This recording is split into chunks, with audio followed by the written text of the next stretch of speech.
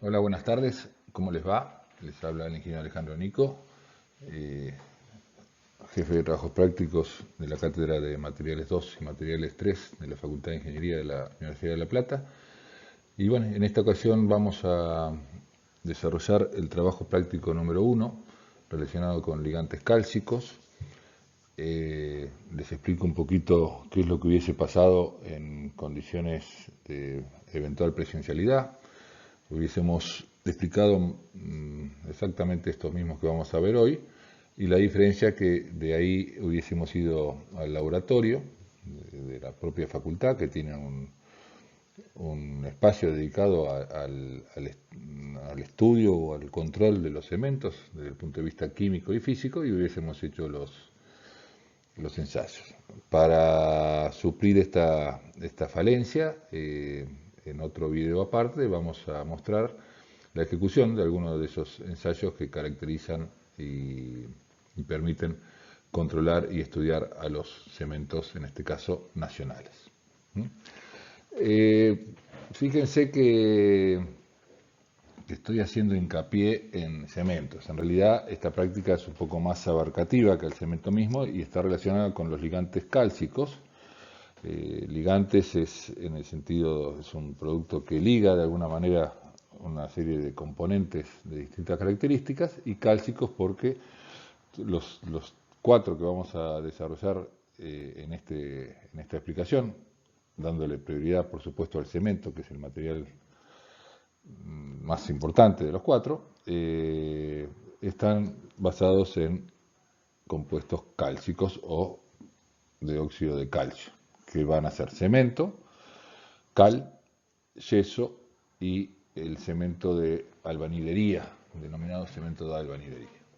Bueno, vamos entonces a comenzar con las clases. Acá tenemos lo que les decía recién, estos aglomerantes o ligantes, cementos, cales, yesos y cemento de albañilería. Ahora sí, pasamos directamente a los cementos, y después hacia el final de la clase vamos a hacer algunos comentarios de los otros aglomerantes o ligantes. Eh, Tengan presente que ustedes ya seguramente cuando escuchen esta clase o en simultáneo en esos mismos días ya van a haber visto una clase teórica del tema, con lo cual yo voy a tratar de apuntar en esta explicación más a cuestiones propias de los ensayos, como si estuviésemos en un trabajo práctico. Pero eso no quita que hagamos una pequeña recorrida que seguramente se superpondrá con algunos conceptos ya vistos en la teoría. Vamos a hablar un poquito de la fabricación del cemento, de algunas propiedades, el porqué de la evaluación para caracterizar a cada uno de los cementos posibles, ensayos de caracterización y métodos de ensayos y requerimientos.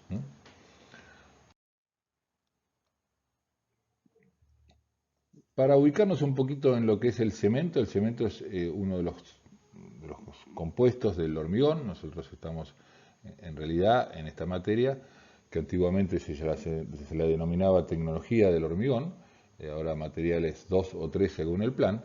El hormigón es un material estructural, con una gran resistencia a la compresión y poca resistencia a la tracción, y que está compuesto básicamente de los siguientes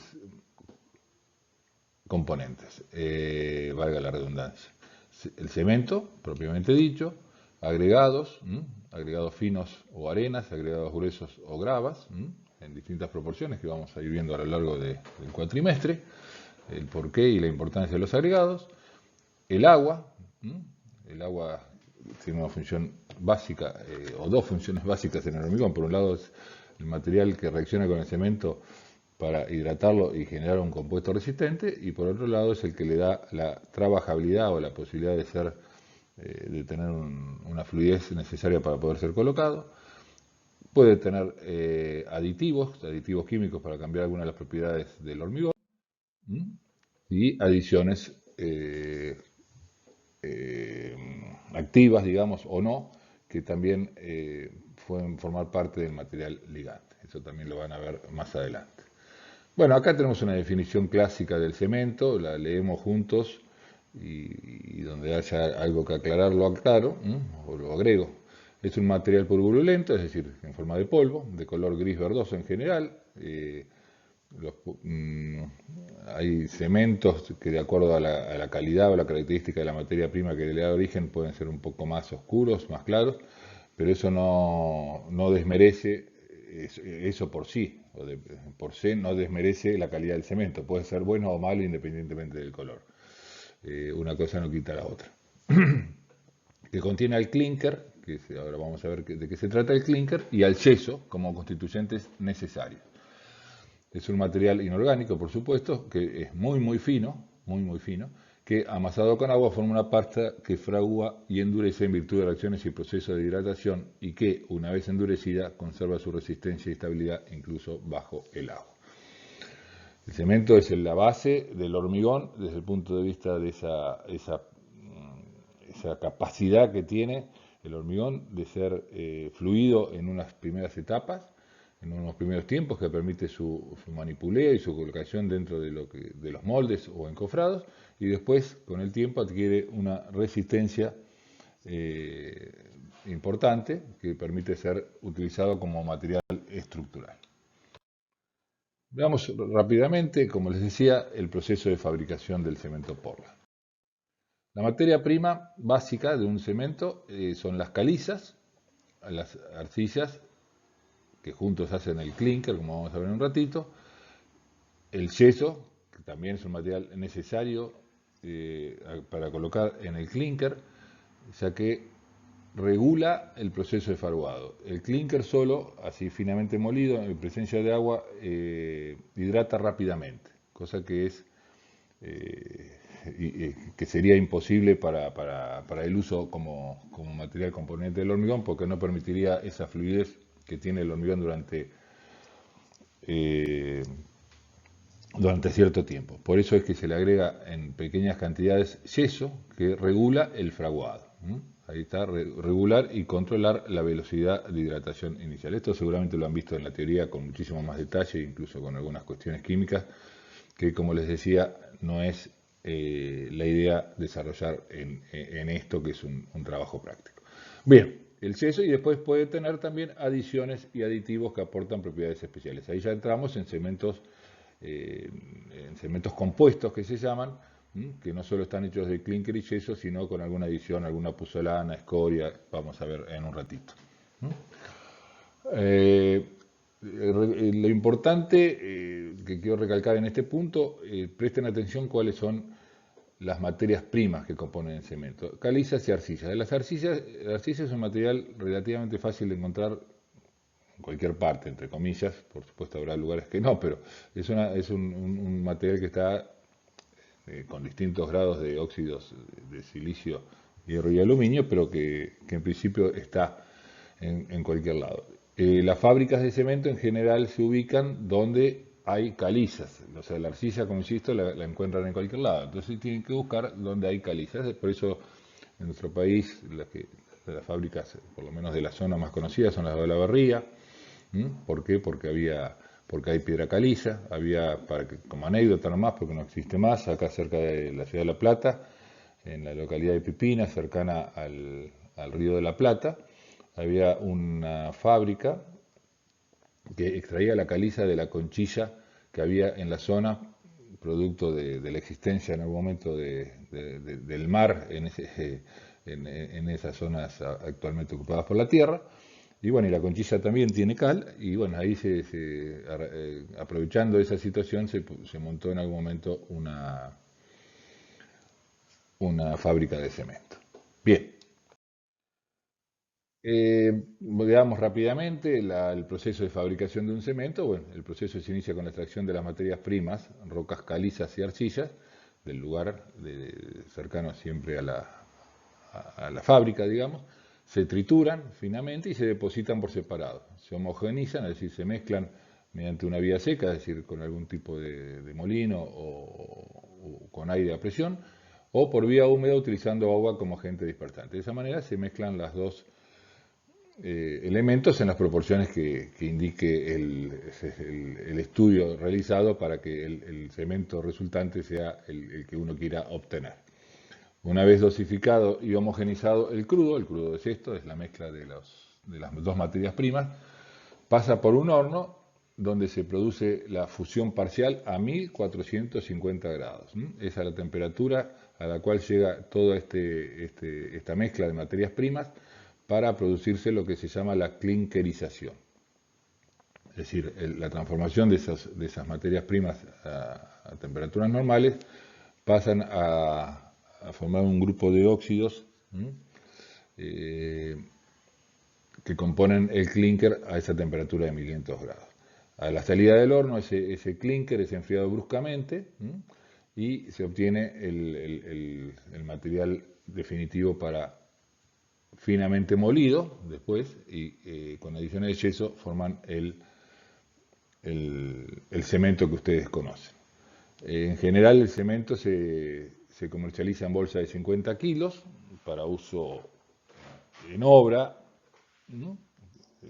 Recuerden que el cemento, no se los dije, es cierto, nosotros estamos orientados a su utilización como material del hormigón, pero el cemento también se utiliza en las obras de la construcción como parte de las mezclas de los morteros de utilización en la construcción para levantar paredes, revoques, contrapisos, carpetas, etcétera, etcétera. O sea que ese cemento en general a las obras llega embolsado de 50 kilos, y cuando es requerido para hacer hormigones en grandes cantidades, viene en camiones y depositados en silos, todo a granel, como decimos acá. Veamos un poquito el proceso térmico, qué es lo que está pasando. La materia prima entra al horno y en la primera parte del horno a 900 grados se disocia, elimina el agua y el dióxido de carbono y se generan estos óxidos de calcio, dióxido de silicio, óxido de aluminio y óxido de hierro.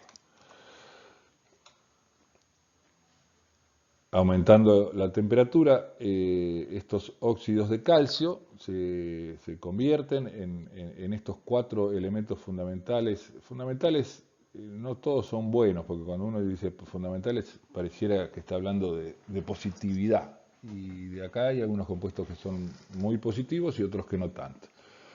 Los positivos en particular, el silicato de calcio dicálcico y el tricálcico. Ahora después vamos a volver un poquito sobre el tema. Esto sería los compuestos a la salida del horno. Con un enfriamiento rápido se obtiene el clinker de cemento Portland. Vamos a ver un poquito el proceso. Acá tenemos la preparación del crudo. Recuerden que el crudo era la mezcla, la homogenización de los materiales, de las materias primas básicas, la arcilla y la piedra caliza, que finamente molida se trituran, se transporta y se homogenizan en este sector. Esa homogenización después, que puede ser por vía húmeda o por vía seca, como les comenté en un tiempo, se muele el crudo y bueno, por supuesto esa molienda tiene muchos polvos que es necesario sacar a la intemperie. Por eso, bueno, hay filtros, porque la fabricación del cemento es un proceso altamente contaminante, con lo cual está muy controlado y muy requerido una serie de procesos para eliminar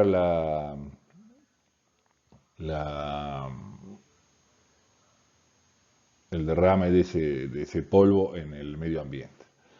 Bueno, después, mediante una serie de ciclones que terminan con la homogenización, entran al horno, un horno rotativo que tiene esta forma. Es un horno que va girando de forma lenta, por supuesto a gran temperatura, y en él se producen los procesos que veníamos comentando. Finalmente, en el punto 9 se produce un brusco enfriamiento del clinker en la parte final del proceso. Ese clinker va a un silo, nuevamente se lo muele. Ahora vamos a hacer una foto de cómo es el clinker terminado y mezclado con yeso se despacha. Esta es una imagen de una fábrica de cemento. Sepan que a lo largo de los últimos años ha habido un aumento tecnológico que ha transformado a las plantas de cemento Portland en automáticas, con lo cual ha habido una gran pérdida. O sea, la fábrica de cementos originales eran generadores de grandes, la necesidad de mucha mano de obra. Con esta automatización eso ha ido en disminución y bueno, es un clásico del avance tecnológico, de la pérdida de fuentes de trabajo por la automatización de los sistemas. Acá tenemos una foto de un horno rotativo, donde entra en su punta el material crudo y lentamente tiene una pequeña pendiente que hace que el material escurra, entre comillas, de un lado para otro, y con gran cantidad de calor se termina produciendo el clinker. Y acá tenemos una foto de cómo es el clinker terminado. Son unas piedras, digamos, unos agregados, que después hay que volver a molerlos para obtener la finura necesaria del cemento.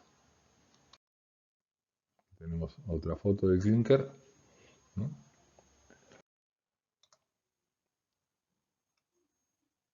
La molienda se hace en simultáneo el clinker con el sulfato de calcio, que es el yeso, o sea, mejor dicho, el yeso, material burdamente conocido como yeso, que en realidad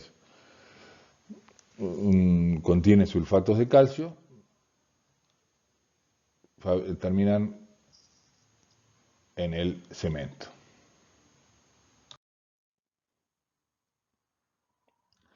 El cemento entonces está compuesto en general por el clinker el clinker de cemento Portland, que es un componente necesario, y el sulfato de calcio, que es el regulador de fraguado, que es otro compuesto necesario. Y después acá, en estas celdas que están en blanco todavía, tenemos componentes alternativos. Alternativos quiere decir que pueden estar o no estar. Las adiciones minerales y los aditivos químicos que pueden estar dentro del cemento, que en este caso son cementos compuestos por clinker de cemento Portland o cemento Portland y algunos otros compuestos que vamos a ver en un rato. Esto seguro lo han visto en la teoría. Esto es lo que se llama la composición potencial del cemento, que se obtiene a través de las denominadas fórmulas de Voge, que, o sea, un análisis químico del cemento permite obtener lo que se llama la composición en óxidos, es decir, óxido de calcio, óxido de silicio, óxido de aluminio, óxido de hierro, óxido de potasio, etcétera, etcétera, etcétera. Voge desarrolló, en base a las cantidades relativas de cada uno de estos óxidos, unas fórmulas que yo acá no las puse, en la teoría las deben haber visto, que sumando y haciendo operaciones matemáticas con los contenidos de esos óxidos, da la composición potencial del cemento en estos 4 compuestos principales. Silicato tricálcico, silicato bicálcico, aluminato tetracálcico y aluminato tricálcico, tricálcico y ferroaluminato tetracálcico. Como les comenté en algún momento, estos son los componentes positivos del cemento, son los que le confieren la resistencia final, con distintas propiedades cada uno de los dos. O sea, el dicálcico es un componente que reacciona más lento que el silicato tricálcico, con lo cual le da determinadas propiedades al cemento que tenga más dicálcico que tricálcico, y así con otras propiedades. El aluminato tricálcico es un componente, digamos, resultante del clinker, que en general no tiene buenas propiedades, tiene una reacción muy rápida, pero le aporta muy poca resistencia al cemento y tiene algunas propiedades negativas, como la posible combinación con sulfato si los hubiera, bueno, que produce materiales que atacan al hormigón. O sea, no quiero, es un tema que lo van a ver a lo largo del cuatrimestre permanentemente, los ataques por sulfatos sobre el aluminato del cemento, así que no quiero ahondar en el tema. Y lo mismo con el ferroaluminato tetracálcico, no es un material positivo, si se quiere. El cemento, una vez que se hidrata, tienen estas siguientes, o sea, bueno, acá tampoco lo puse porque, insisto, no es la función del trabajo práctico, pero bueno, lo han visto también seguramente en la práctica, que esos silicatos de calcio, en presencia con el agua que se aporta al hormigón, se hidratan formando esto que vemos acá, silicatos de calcio hidratados, que son los más positivos, son los que generan la resistencia del hormigón, y se escriben de esta manera, silicato de calcio H hidratados. O sea, esto es una simplificación de la fórmula química real, que ocupa del 50 al 60%. Como consecuencia de ese proceso de hidratación, hay otro compuesto que no es resistente, pero que es producto necesario de la hidratación, que son el hidróxido de calcio entre el 20 y 25% y los sulfoaluminatos entre el 10 y el 15%. Me adelanto un poquito a lo que se llama la reacción puzolánica, que es la que se produce con esas adiciones que yo he comentado, esas adiciones que se le pueden poner al cemento o externamente comprar el cemento y agregarle adiciones, aunque es más difícil de controlar. Esas puzolanas que en sí mismo no tienen una reacción hidráulica, en presencia de este hidróxido de calcio remanente de la reacción original del cemento, sí reaccionan y pasan a formar nuevos silicatos. Entonces hemos convertido algo de baja calidad, como los hidróxidos de calcio, en algo de buena calidad, como los silicatos de calcio hidratado. Eso lo van a ver o lo han visto seguramente en la teoría. Bueno, habiendo visto, esperen que tomo el láser,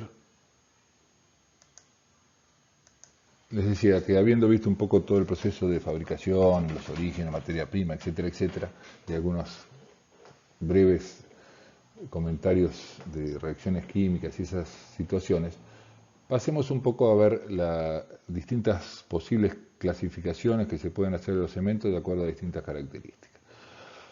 Por un lado tenemos distintos tipos de cemento en función de sus materiales componentes. Cemento, fíjense la P en general, bueno, la C siempre es de cemento, la P de Portland, y el resto va variando. Cemento Portland normal, que es el cemento Portland puro, si se quiere. Cemento Portland con filler calcáreo, que es una adición que en general no tiene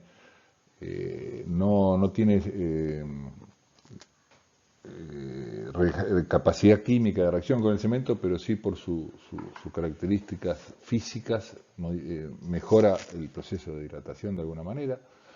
Cemento Portland puzolánico, la P de puzolana. Puzolana es una adición activa, que tiene una reacción puzolánica, que es la que les comenté en las diapositivas anteriores. Cemento Portland con escoria, la escoria es otra adición activa que proviene de la fabricación del acero, es la escoria, como se dice, lo resultante de la fabricación del acero, el desecho, si se quiere.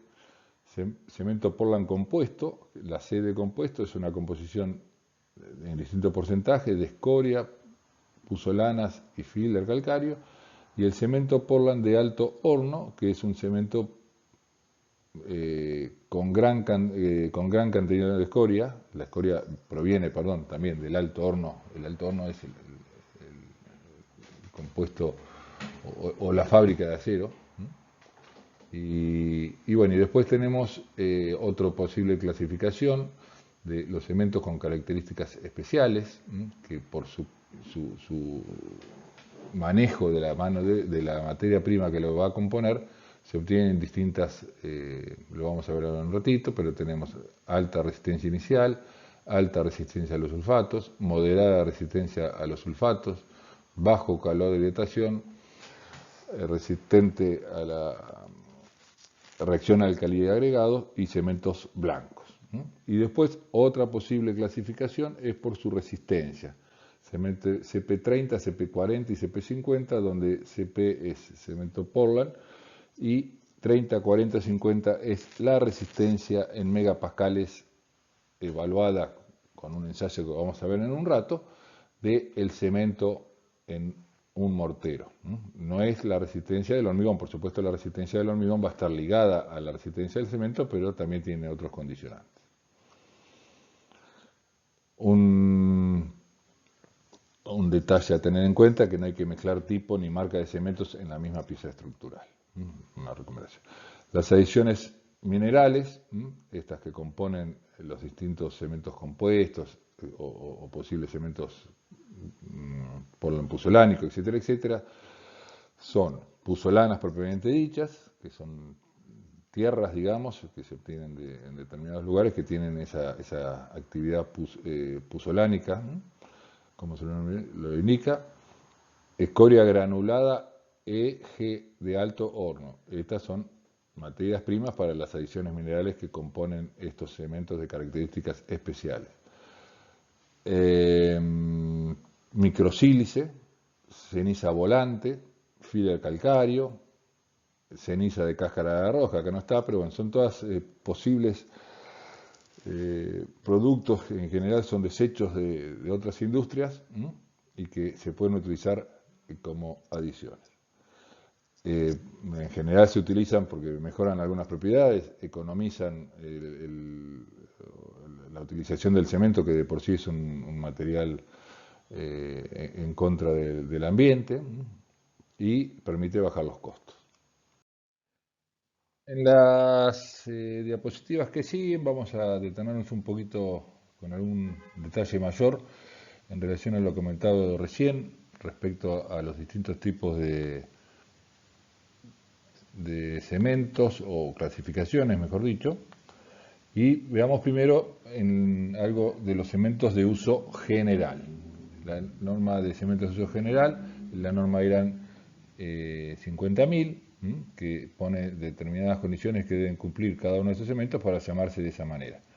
Habíamos dicho, y acá lo tenemos un poquito más ordenadito, cemento Portland normal, CPN, cemento Portland con fibra de calcario, CPF, cemento Portland con escoria, cemento Portland compuesto, cemento Portland puzolánico y cemento de alto horno. Vamos a ver en la siguiente tabla. Esta tabla en realidad ustedes en la guía de trabajo práctico la van a tener un poco más completa. Acá abajo, de donde yo la corté, figuran algunos detalles que hacen mención a todos estos numeritos que vemos acá, 1, 2, etcétera, etcétera, que son un poco más más profundos, digamos. Prefiero darle las pautas generales, que tampoco tiene mucho sentido que se las aprendan, sino que sepan que existen y cómo se buscan. En esta tabla habla de la composición de cada uno de los cementos para llamarse como tal. O sea, un cemento Portland normal está compuesto de 100 entre 95 y 100% de clínker más sulfato de calcio, que es todo lo que vimos en la introducción, y algunos componentes minoritarios que pueden estar entre el 0 y 5. Y después para cada uno de los cementos dan los porcentajes en que se tienen que encontrar en cada uno de esos cementos para ser aprobados como tal. O sea, el cemento Portland con filler calcáreo tiene que tener entre 75 y 94% de cemento propiamente dicho, y entre 6 y 25, por supuesto, el complemento a esto de filler calcáreo más algún componente minoritario. Y así siguiendo, vamos a hacer un poco de... Fíjense, el cemento Portland con escoria tiene entre un 6 y un 35% de escoria, mientras que el cemento de alto horno, que yo hoy les comenté, que era lo mismo, o sea, es el mismo, la misma adición, el cemento, la escoria de alto horno, pero en un porcentaje muchísimo más grande, y que le confieren al cemento resultante propiedades totalmente distintas al cemento Portland con escoria solamente. Después, por ejemplo, tenemos como interesante también el cemento Portland compuesto, que como les había adelantado es una mezcla de cemento propiamente dicho con alguna puzolana o y o alguna escoria y o algún filo calcáreo. Acá hace mención al número 3, que sería lo que está acá abajo, que ustedes lo tienen en la guía de trabajos prácticos, como para chusmear un poquito cuál es el condicionante sobre todo de esto. 2 o más de determinada cantidad de ceniza volante, escoria, filler, y con filler menor que el 25%, etcétera, etcétera, etcétera. Finalmente el cemento Portland puzolánico, como su nombre lo indica, solamente tiene puzolana. Esto CB es ceniza volante. La ceniza volante es el producto también del alto horno, pero a diferencia del compuesto sólido, digamos, si se quiere, o pesado, es el humo que se produce. Esas cenizas tienen la particularidad, aparte de tener una actividad puzolánica, de tener una forma esférica, lo cual también ayuda o mejora la trabajabilidad del hormigón resultante o de la pasta de cemento, como quieran. Pasando ahora a la norma IRA 1501, que, perdón, 50.001, que normaliza o regulariza los cementos con propiedades especiales. Tenemos los de alta resistencia inicial, ARI, altamente resistente a los sulfatos, ARS, moderadamente resistente a los sulfatos, MRS, de bajo calor de hidratación, BCH, bajo calor de hidratación, resistente a la reacción alcali agregado, y cementos blancos. Cada uno de estos cementos lo que tiene, de acuerdo al procedimiento de fabricación y sobre todo a la materia prima que le dio origen, distintos contenidos, básicamente, sin entrar en mucho detalle, de los distintos compuestos potenciales del cemento que habíamos hablado: silicato dicálcico, silicato tricálcico, aluminato tricálcico y ferroaluminato tetracálcico, que le confieren en mayor o menor medida determinadas propiedades. Por ejemplo, el de alta resistencia inicial es un cemento que adquiere su resistencia en mucho menos tiempo que los cementos normales. ARI tiene una cierta cantidad de aluminato tricálcico, que habíamos dicho que era negativo, pero en este caso es el compuesto que más rápidamente adquiere resistencia, en poca cantidad, pero la adquiere, y sobre todo tienen una gran finura. O sea, la gran finura, la reacción química, hidráulica entre el cemento y el agua, depende, por supuesto, del tamaño de las partículas. Cuanto más finas son, más rápido es la reacción. Los altamente resistentes a los sulfatos y moderadamente resistentes a los sulfatos son así, o son resistentes, porque el principal compuesto, el principal factor de la composición potencial del cemento son el aluminato tricálcico y el ferroaluminato tetracálcico, que son los que reaccionan con los sulfatos. Entonces, estos cementos lo que tienen particularidad son poca cantidad de esos dos compuestos, del ferroaluminato y del aluminato tricálcico. Por supuesto, los altamente resistentes a los sulfatos son los que menos tienen, y los moderadamente es lo que tienen. Lo que ahora vamos a ver, la norma regula la cantidad de esos compuestos. De bajo calor de hidratación, ya lo habrán visto en la teoría, la reacción hidráulica del cemento es una reacción que libera calor. Hay, por cuestiones que no viene el caso en estos momentos, pero hay obras que necesitan que ese calor sea lo menor posible y que se vaya generando de a poco, o liberando de a poco, mejor dicho. Entonces, esos cementos son ricos en sulfato dicálcico, que es el que más lentamente reacciona respecto al tricálcico. El tricálcico reacciona más rápido y a medida que reacciona, libera ese calor. Entonces, si necesitamos un cemento de bajo grado de hidratación, está preparado con materias primas para que den mayor contenido de silicato dicálcico frente al tricálcico. La reacción álcali agregado se produce con los álcalis del cemento, en principio, y con algún otro álcali que pueda provenir del resto de los compuestos del hormigón. Entonces, los cementos resistentes a la reacción álcali agregado son cementos que tienen bajo porcentaje de álcali. Y bueno, el cemento blanco es un cemento muy particular, así que, o sea, con materias primas muy específicas, que no vale la pena detenerse en esto. Nuevamente, en la guía de trabajos prácticos están los requerimientos según la norma 50.001 para cada uno de los cementos que vimos recién. Yo ahora no voy a hacer mención a todos porque no tiene sentido, son todos datos numéricos que intenté recién en la filmina anterior resumirlos rápidamente para que sepan de qué estamos hablando cuando hablamos de un cemento de bajo calor de hidratación, pero en la guía de trabajo práctico van a encontrar qué son. Pero me detengo acá, por ejemplo, requisitos específicos para cemento altamente resistente a los sulfatos. Dijimos recién que el compuesto que reacciona con el sulfato son los aluminatos que están acá y los ferros aluminatos que están acá.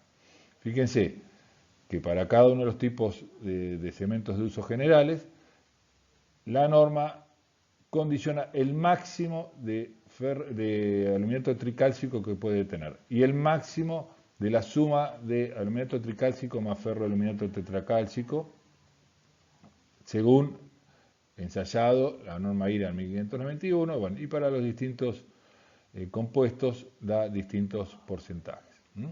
Esto mismo, insisto, está en la guía de trabajos prácticos para el resto de los cementos de usos especiales.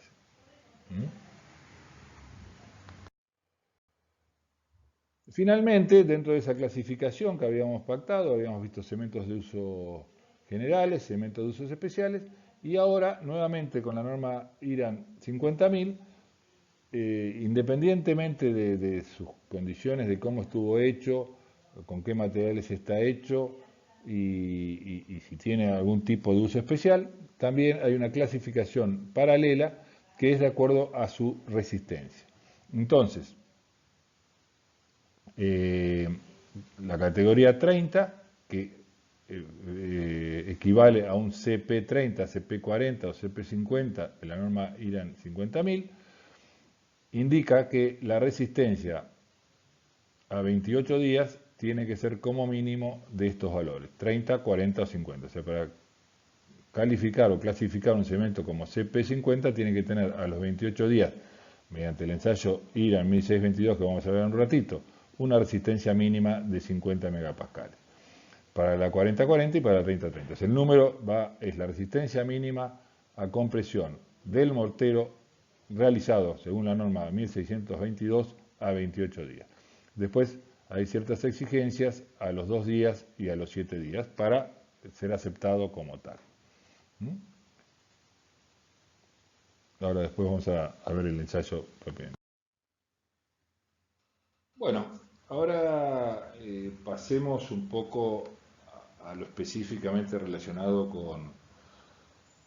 con los ensayos propiamente dichos, que es un poco el motivo esencial de este trabajo práctico. Todo lo anterior fue una especie de introducción, repaso, puesto en conocimiento de las principales cuestiones relacionadas con el cemento, y vamos a ver ahora la descripción de algunos de los ensayos físicos que se le hacen al cemento.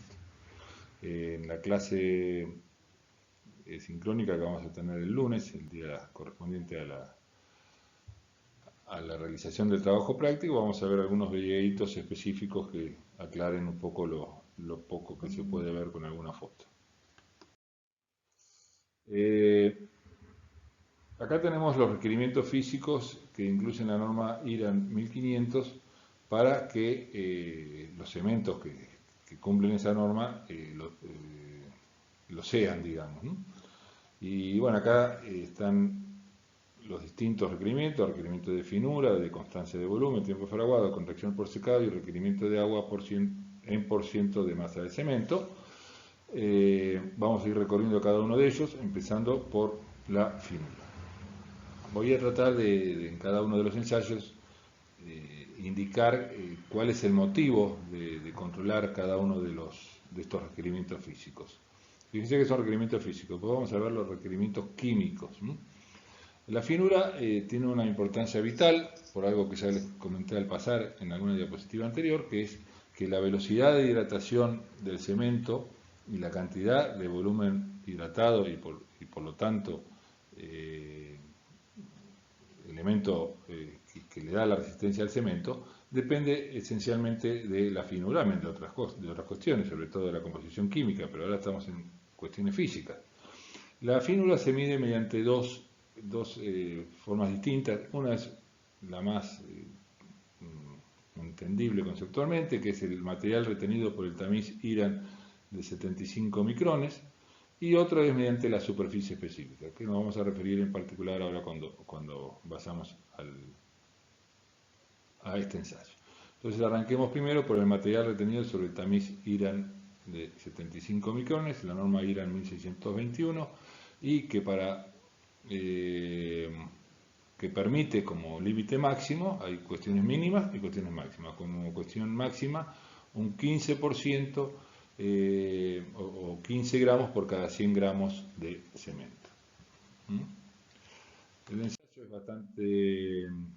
bastante básico, si se quiere, en el sentido que es entendible.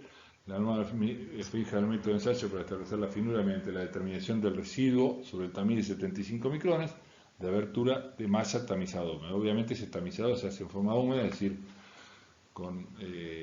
haciendo pasar el cemento con ayuda de agua, porque si no el tamizado no sería 100% efectivo. El procedimiento consiste en colocar una muestra de 50 gramos de cemento sobre una tela o tamiz de 75 micrones de abertura y exponerla al pasaje de una corriente de agua durante 5 minutos a una presión de 0,5 kilos por centímetro cuadrado por medio de un aspersorio.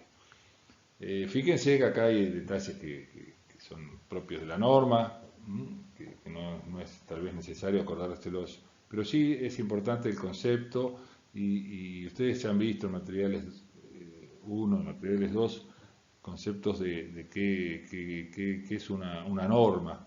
La norma trata de, fijando valores operativos determinados, o sea, de manera que cada ensayo que se haga de la misma manera, ver cuál es el resultado, porque si cada uno que hace un ensayo lo hace a su manera porque le parece que es mejor pasar 10 minutos que 5, estamos desvirtuando el concepto de norma. O sea, uno puede tener la intención de parecerle mejor que la presión para hacer este ensayo sea de 1 kilo por centímetro cuadrado porque va a hacer más presión y capaz que pasa más material. Pero no, la idea es respetar todas las cuestiones que dice la norma para que los resultados obtenidos sean comparables.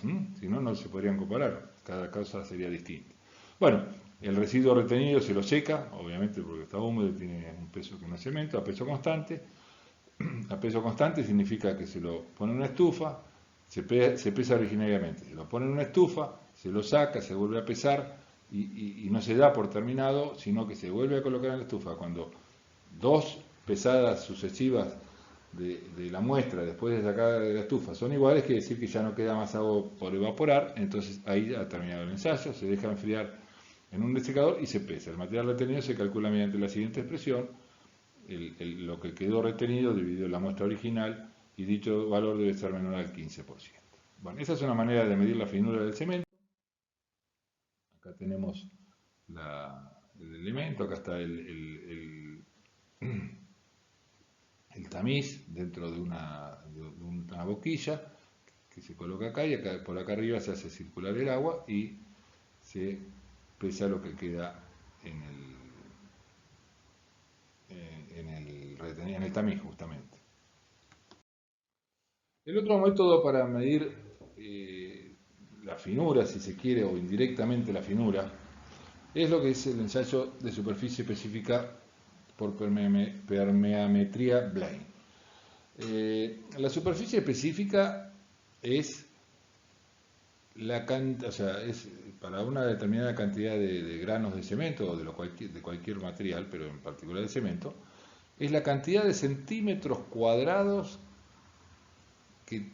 de cada uno de los granitos. O sea, cada granito, que es muy chico, supongamos que es una bolita, una esfera, tiene una superficie que obviamente es mínima, pero son tantos los granitos que hay, que esa superficie llega a ser, por ejemplo, para un cemento, ahora le vamos a dar los valores que tienen que tener, pero de 2000 centímetros cuadrados por gramo. Así que imagínense como la cantidad de granos que hay para que la suma de la superficie de esas pequeñas bolitas sume 2000 centímetros cuadrados, que no es poco. Bueno, en definitiva, a mayor superficie específica quiere decir que más finos son los granos, y entonces, en este caso, a mayor superficie, más fino. ¿Cómo se mide esto? Se mide a través del pasaje de una corriente de aire bajo determinadas circunstancias por una determinada cantidad de muestra de cemento, y esa cantidad de aire va a pasar más rápido o menos rápido de acuerdo a la finura. O sea, cuanto más fino es, más compacto es la muestra, y entonces más impide y más tarda, por lo tanto, en pasar el aire. Entonces, leamos un poquito acá. Se denomina superficie específica la suma de las áreas superficiales del conjunto de las partículas de cemento contenidas en un gramo del mismo, y se expresa en centímetros cuadrados por gramo. A mayor superficie, menor tamaño de partícula. Y la determinación por permeabilidad relaciona la magnitud a medir con el tiempo un determinado volumen de aire en pasar. Perdón, perdón, esto está mal. La determinación por permeabilidad relaciona el tiempo que tarda en pasar un volumen de aire a través de una capa de cemento compactada de una manera normalizada. La superficie específica es una constante K del equipo de Lane por la raíz cuadrada del tiempo que tarda. Vamos a ver una imagen. Se coloca la muestra, acá no se alcanza a ver, no es bastante chica la foto. La muestra se le hace vacío, entonces cuando se pone en contacto el aire que tiene que pasar a través del cemento, bueno, se toma el tiempo que una columna de agua mediante una indicación a través de una columna de agua. Muy bien, el caso, digamos. Y acá tenemos un método que no está, digamos, no está en la norma, pero que permite medir la finura mediante la realización de una granulometría con difracción de rayos láser. Y permite obtener este tipo de curvas. No solo, o sea, ya no es los dos métodos anteriores son métodos absolutos, es decir, dan absolutos. Uno da retenido sobre el tamiz de 75 micrones, que es un número concreto, el resto ni se sabe cómo es, y el otro, bueno, da la superficie específica, pero sin desglosar el tamaño de los granos. Esto lo que permite es hacer como una curva granulométrica como la que hacían en arena, en materiales 2, acá lo vemos aplicado a los cementos. Bueno, pasemos a otro requerimiento físico, que es la constancia de volumen, medida por la ecuación autoclave, pero aprovecho esta diapositiva para redondear una idea que me quedó del ensayo anterior.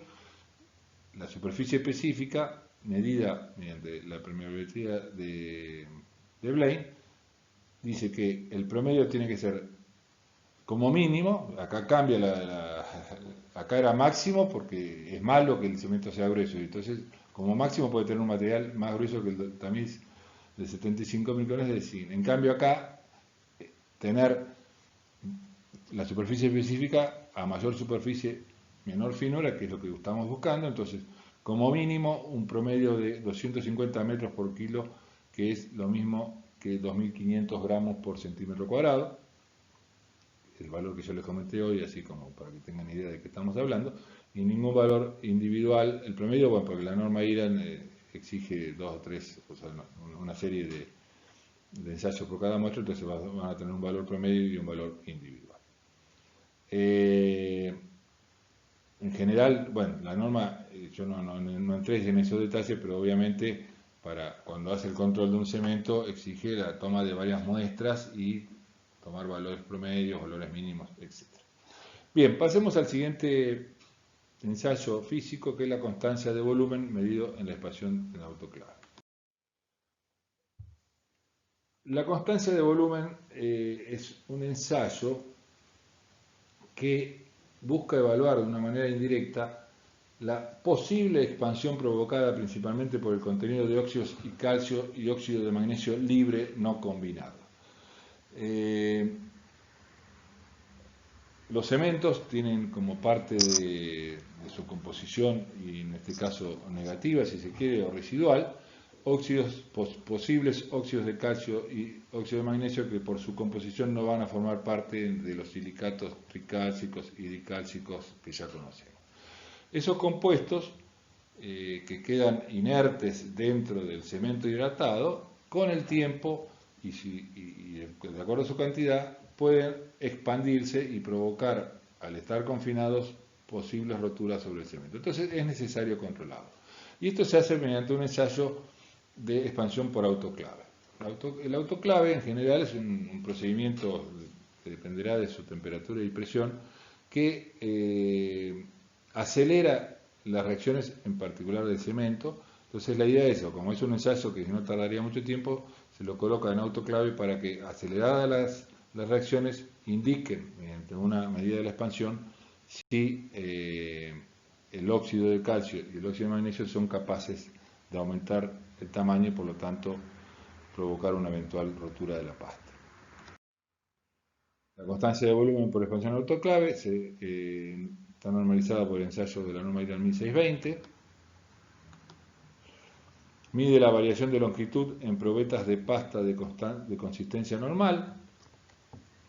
Muchas de estas cuestiones relacionadas con el cemento exigen la realización de lo que se llama una pasta de consistencia normal. Es decir, una pasta, porque de acuerdo al tipo de cemento, y su finura y de alguna otra característica, la cantidad de agua que va a requerir esa pasta para tener una cierta consistencia es distinta. Entonces, como lo que se está buscando siempre, como digo, es normalizar el ensayo y que las condiciones sean iguales para todos, en este caso lo que pide la norma es que la consistencia de la pasta tenga una consistencia normal medida por una norma propia, que vamos a ver en un ratito.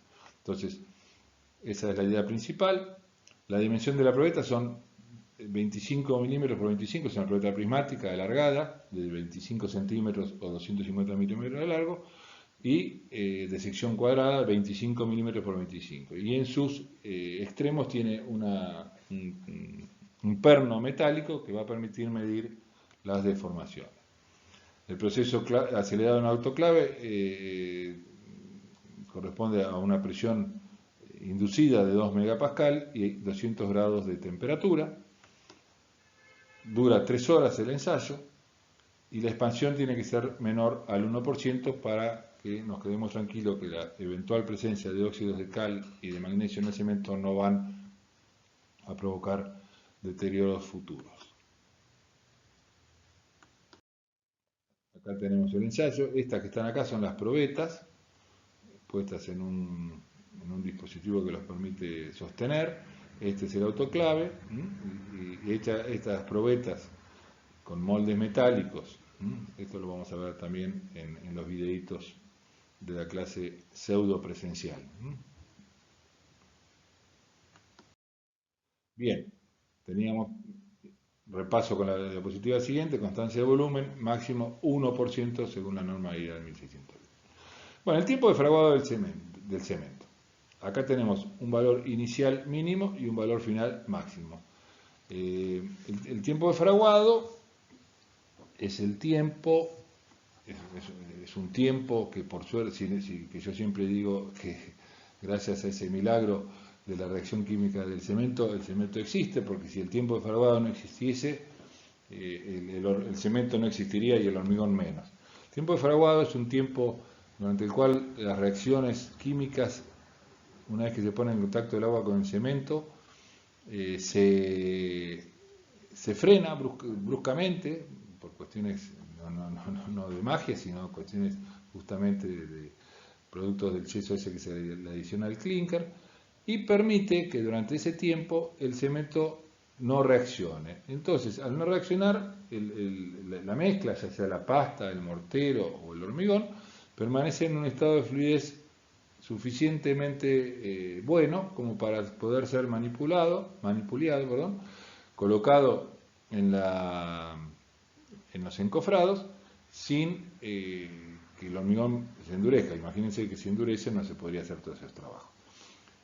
Acá hay que distinguir dos cuestiones, no se confundan. Una cosa es el tiempo de fraguado del cemento, que está íntimamente relacionado con el tiempo de fraguado del hormigón, pero sin embargo tienen tiempos distintos.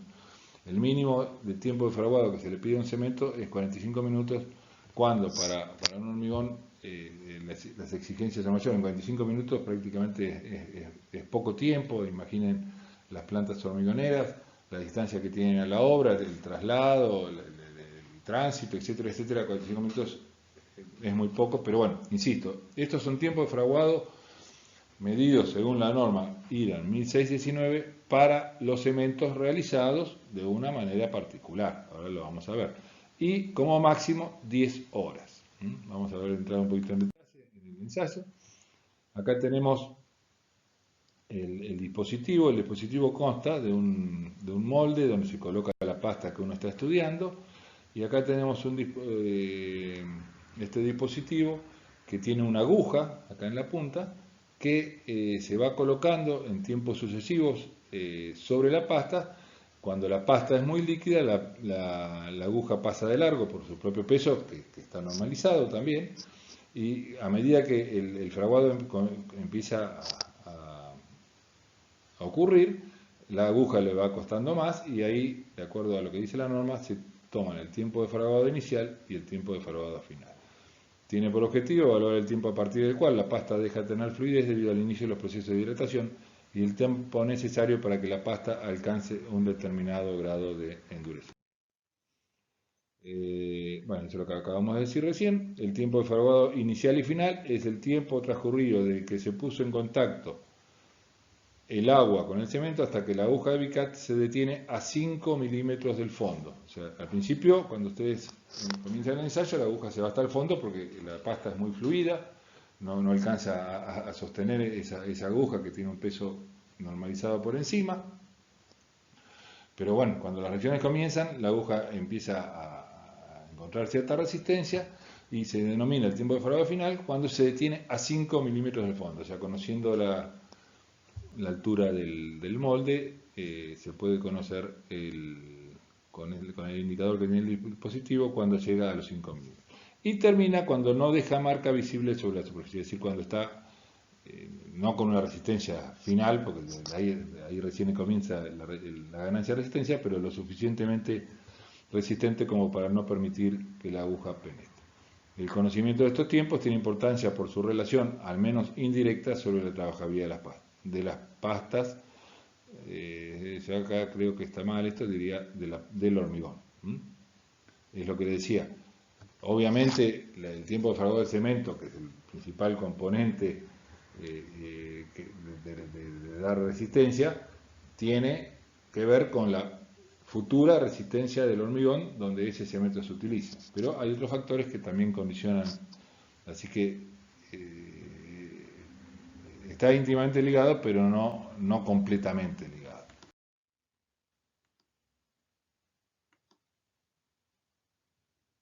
Ahí está, tiene una relación no directa con el tiempo de trabajabilidad, se mide. Lo que no les dije, que este ensayo, como veíamos recién, se realiza también nuevamente en una pasta de consistencia normal que vamos a ver en un ratito cómo se hace. Acá lo tenemos, la pasta, acá está la definición, después lo vamos a ver en más detalle. La pasta PCN, pasta de consistencia normal, es la cantidad de agua necesaria para lograr una penetración de la sonda de Ted-Mayer. La sonda de Ted-Mayer es algo parecido a la aguja de Vicat, pero con otro formato, de 10 más menos 1 milímetro. El tiempo de fraguado se mide en el aparato de Vicat utilizando una aguja de Vicat. El tiempo inicial es un tiempo para una penetración de 35 milímetros, o lo mismo dado que tiene 40 milímetros la probetita donde se coloca la cosa, es a 5 centímetros de milímetros del fondo, como decía. Y el tiempo final cuando la aguja no deja marca. Bueno, acercándonos ya al final, tenemos la contracción por secado. A los 28 días de la lectura inicial, la contracción tiene que ser menor al 0,15%. La contracción por secado es un proceso natural, si se quiere, o inevitable, de las reacciones químicas entre el cemento y el agua, que una vez que comienza la hidratación, la pasta, el mortero o el hormigón o la pasta, bueno, comienzan a aumentar la resistencia, a seguir apareciendo mayores productos de la hidratación, esos productos ocupan menos lugares que los productos originales, y después hay otras cuestiones que bueno, lo van a ver específicamente en clases más posteriores, o algo habrán visto también en la teoría, pero eso produce, esas contracciones pueden producir fisuras, porque si el material está restringido, está adherido a algo, cuando se quiere contraer, al no tener resistencia a la tracción, el cemento o la pasta de cemento por condiciones propias, se fisura, o sea, se quiere achicar. El achicamiento significa que hay que liberar espacios, esos espacios se traducen en fisuras. Entonces, el objetivo es evaluar los cambios volumétricos durante el secado de la pasta. Lo que medios les adelanté. Se utilizan para eso probetas de mortero normalizado de 2,5 por 2,5 por 15 centímetros y se evalúan luego de permanecer 7 días sin inmersión y hasta 28 días de edad en cámara seca. Obviamente, o sea, los primeros días se cura la probeta correctamente, digamos, con una gran humedad para que la reacción durante esos primeros días sea completa, y después se lo pone en cámara seca, donde obviamente, como su nombre indica, hay un muy bajo contenido de humedad, y esa falta de humedad hace que la pasta tienda a contraerse, o mejor dicho, la no presencia de humedad podría suavizar los efectos de la contracción por secado. Y el valor mínimo de la contracción tiene que ser, el valor máximo, perdón, del 0,15%. Finalmente, dentro de los requerimientos físicos que estamos mencionando, tenemos el requerimiento de agua por ciento para obtener una pasta de consistencia normal. El requerimiento de agua es evaluar la demanda de agua requerida para alcanzar cierto grado de fluidez en la pasta. La composición del cemento, la finura, porcentaje de adiciones y características de las adiciones pueden afectar la demanda de agua para lograr una determinada fluidez en el cemento, en el hormigón. Acá esto también está relacionado con algo que van a ver con muchísimo detalle y en amplitud durante todo el cuatrimestre, que es la relación que tiene la resistencia del hormigón, que es el principal factor que uno le busca a un hormigón, con la cantidad relativa entre el agua y el cemento. Cuando uno le pone agua al cemento o al hormigón, ese agua tiene dos funciones. Uno es reaccionar con la pasta, y otro es fluidificar la mezcla. Si no tuviese una determinada cantidad de agua, el hormigón no sería fluido y no se podría colocar.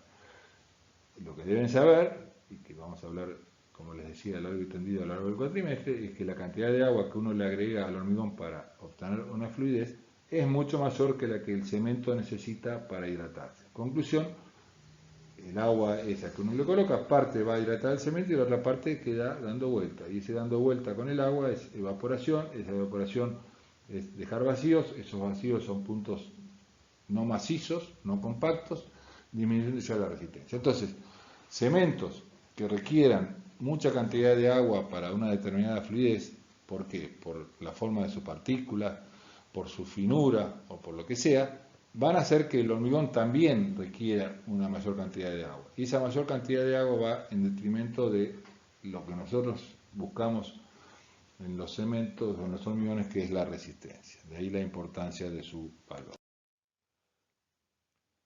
Bien, y ahora vamos, tal vez, no siempre digo lo mismo, y no es lo más elegante, porque todas las cosas que dijimos recién también son necesarias, o sea, un cemento sin un tiempo de fraguado mínimo no sería posible para un hormigón, pero como uno siempre piensa en los hormigones y en los cementos de una resistencia, el ensayo físico propiamente dicho de la resistencia a la compresión.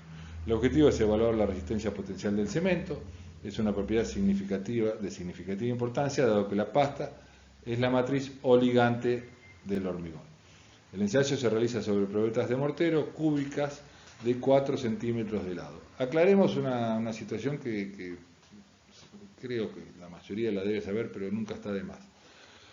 Hay 3 mezclas distintas de acuerdo al contenido que uno puede realizar con con un cemento o con cualquier ligante, pero en particular con un cemento. Se llama pasta a la unión de cemento y agua. Se llama mortero a la unión de pasta con agregado fino, arenas. Es decir, un mortero es arena más agua más cemento. Y se llama hormigón a un mortero con agregado grueso. Entonces, o sea, sería agua, cemento, agregado fino, agregado grueso, tenemos el hormigón. El ensayo de resistencia del cemento no se hace sobre la pasta, sino que se hace sobre un mortero. Ese mortero tiene, aparte de una determinada condición para la cantidad de agua y cemento, tiene una determinada condición para la cantidad de arena, y esa arena está ultra normalizada. Tiene que tener una granulometría muy custodiada, o sea, muy puntual para cada uno de los tamices. ¿Se acuerdan de la curva granulométrica de materiales 2? Tal es así que esa arena se la fabrica, es decir, se tamizan arenas particulares, se la tamiza para tener distintas fracciones de cada uno de los tamices, y eso se los mezcla en determinadas cantidades para obtener una granulometría, como insisto, totalmente normalizada. Este cuadrito ya lo vimos cuando hablamos de los tipos de cemento, los tipos de clasificación, en este caso por resistencia. Nuevamente, dado las circunstancias que estamos mencionando este ensayo, se las recuerdo, CP30 es, mediante este ensayo que estamos hablando de la norma 1622, a 28 días tiene que tener un mínimo de 30 megapascales y un máximo de 50. Y tiene algunos condicionamientos para menos días, 2 días y 7 días.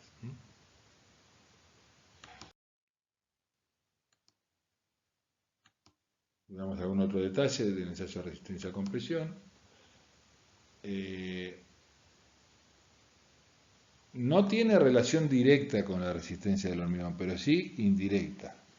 ¿Qué quiero decir con esto? Es algo parecido a lo que les hablé hoy del tiempo de fraguado. La resistencia del hormigón, recuerden que el hormigón tiene arena y piedra, depende de muchos factores.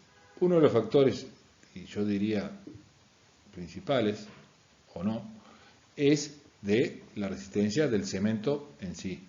Pero después tiene factores como, por ejemplo, la razón agua-cemento, como se los mencioné recién, que es un factor más importante que el tipo de cemento, del tipo de agregado, de la textura del agregado, bueno, de varias cuestiones que vamos a ver a lo largo del cuatrimestre en el hormigón. No tiene relación directa en el sentido de que no necesariamente el cemento más resistente van a dar hormigones más resistentes, porque depende de otras cuestiones. Obviamente tiene una relación, pero no directa. Se determina en probetas de mortero normalizado, lo que les comenté recién, arena de origen, características y granulometrías constantes. Todo esto siempre para que lo único que haga variar la resistencia de esas probetas que estamos realizando sea el tipo de cemento. Porque si mezclamos, o sea, si cada probeta la hacemos con distintos tipos de arena, vamos a estar colocando otro factor posible de variación de la resistencia, y es lo que no queremos. Queremos que lo único que varíe sea el tipo de cemento. Entonces usemos una arena de origen, características y granulometrías constantes.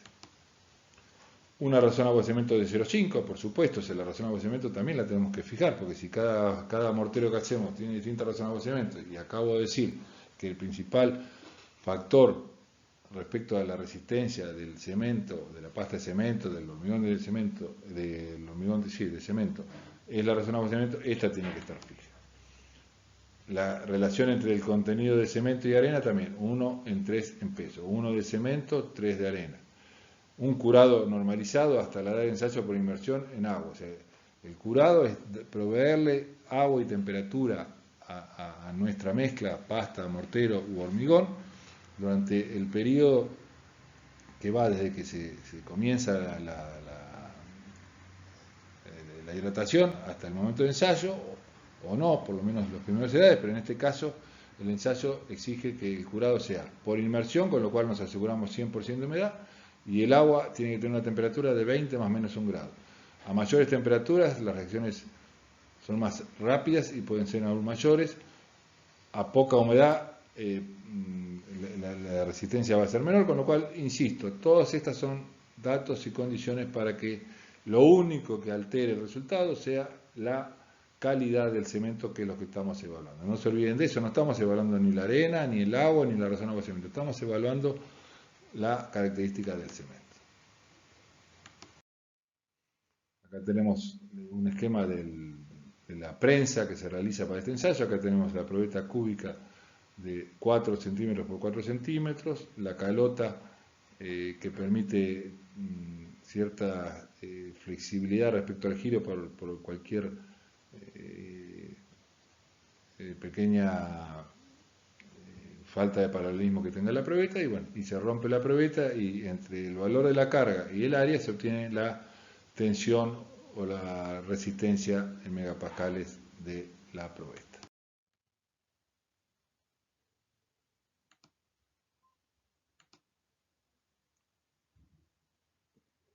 Bien, finalmente, acercándonos ya al final de las cuestiones relacionadas con el cemento, hablemos un poquito, muy poquito, de los requerimientos químicos.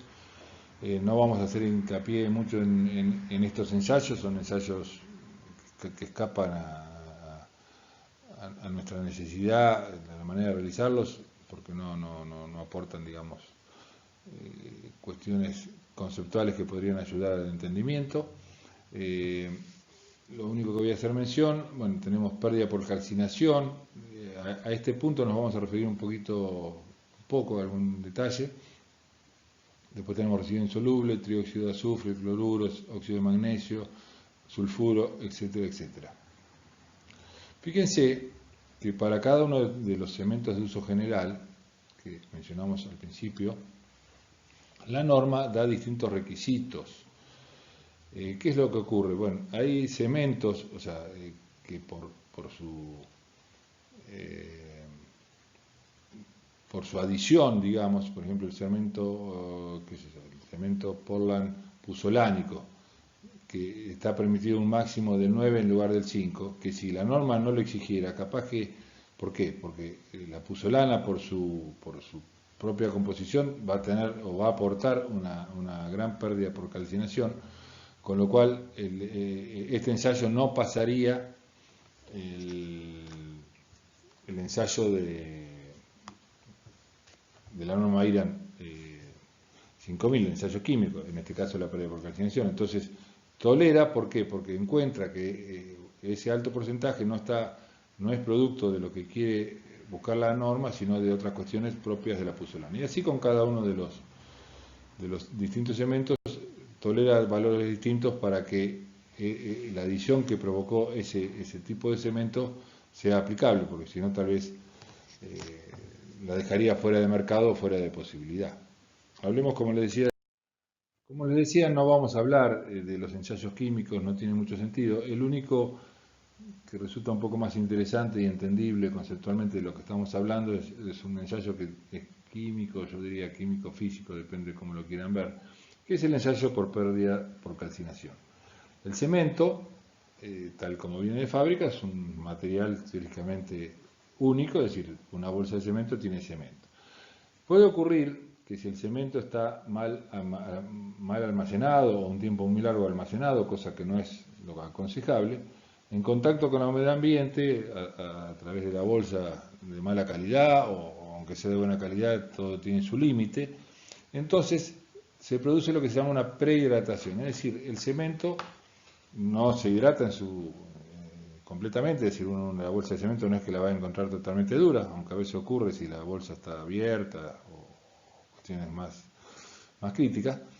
Entonces, el cemento, ese polvo de cemento en contacto con la humedad ambiente, no digo con agua, por supuesto, si es agua se va a hidratar y se va a reaccionar y va a endurecer, pero con la humedad ambiente nomás va a realizar una prehidratación muy pequeña que hace que a veces uno lo toque y esté grumoso, es decir, lo que debería ser un polvo como un talco, tiene piedritas, esas piedritas son pequeñas. Bueno, lo que hace el ensayo de pérdida por calcinación es detectar prehidratación. Y conceptualmente, ¿en qué consiste? Tomar una muestra de cemento, llevarla a estufa hasta calcinarlo.